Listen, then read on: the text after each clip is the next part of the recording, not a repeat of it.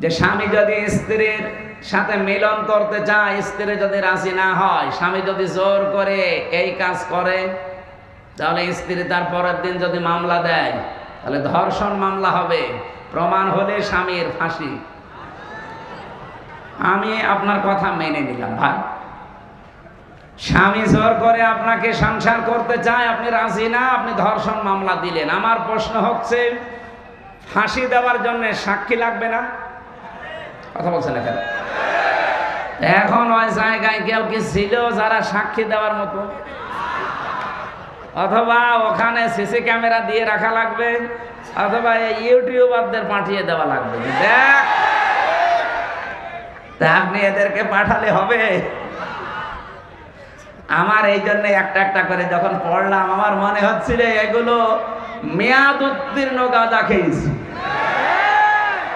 ওদেরকে আর বাইরে রাখা ঠিক না, ওদের রুচি, ওদের সব বিকৃতি হয়ে গেছে, চেহারাও বিকৃত হয়ে গেছে। যে কয়টা চেহারা দেখলাম, একটাও মহিলার মতো লাগছে না।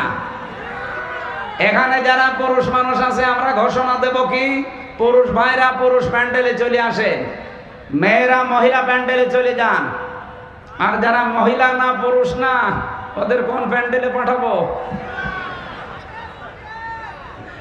আমি ওদের চেহারার দিকে তাকিয়ে আমার মনে হচ্ছিল ওগুলো মনে হয় তৃতীয় লিঙ্গ। আপনি তৃতীয় লিঙ্গের কোনো কিছু বলতে পারেন, আপনি মহিলাদের পক্ষে বিপক্ষে কথা বলেন কোন কারণে? আপনি কি মহিলা? মেয়ে লোক হওয়ার জন্য যে সমস্ত সিমটম দরকার, আপনার তো কিছুই নেই। আমি নিচে নামলাম না, অনেক সাররা আছে তাই। এই জন্য আমার মনে হয় এদেরকে আর বাইরে রাখা ঠিক না। এদের পেছনে অবশ্যই রাঘব বোয়াল আছে, আমরা জানি।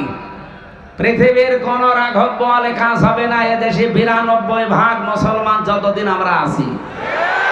কিছু না থাক আমাদের, অন্তত লা ইলাহা ইল্লাল্লাহ, এই কথা বলেন না কেন? এখানে আমরা চাই খুব তাড়াতাড়ি এই মানুষগুলোকে আপনারা পাবনায় পাঠান। আমি কয়েকদিন আগে গিয়েছিলাম হেমায়তপুরে দেখার জন্য, যে দেখি পাগল এখন আর অত বেশি নেই। জিজ্ঞাসা করলাম একজনকে, বলছো হুজুর এখন প্রায় ভালো হয়ে যায়, পাঠিয়ে দেয়। কয়েকজন আছে, আমার তো মনে হচ্ছে নতুন কিছু পাগলের আমদানি হচ্ছে, এদের পাঠানো দরকার। নয়তো এরা এই কথা লিখলো কি করি? আপনি কিভাবে কি সাক্ষী জোগাড় করবেন? আপনি নিজেই বলেন।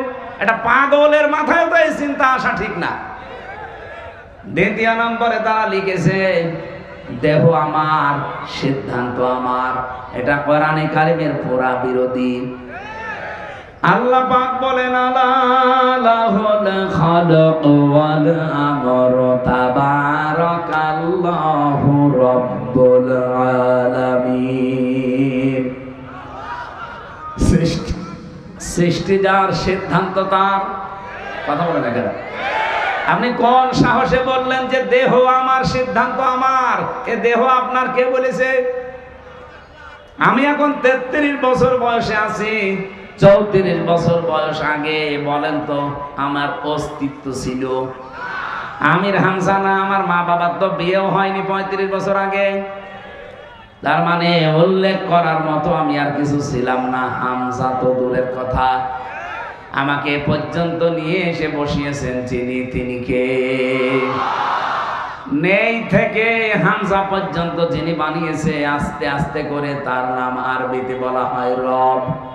তারবিয়াতুশ শাইইন ইলা কামালিহি শাইআন ফাশাইআন।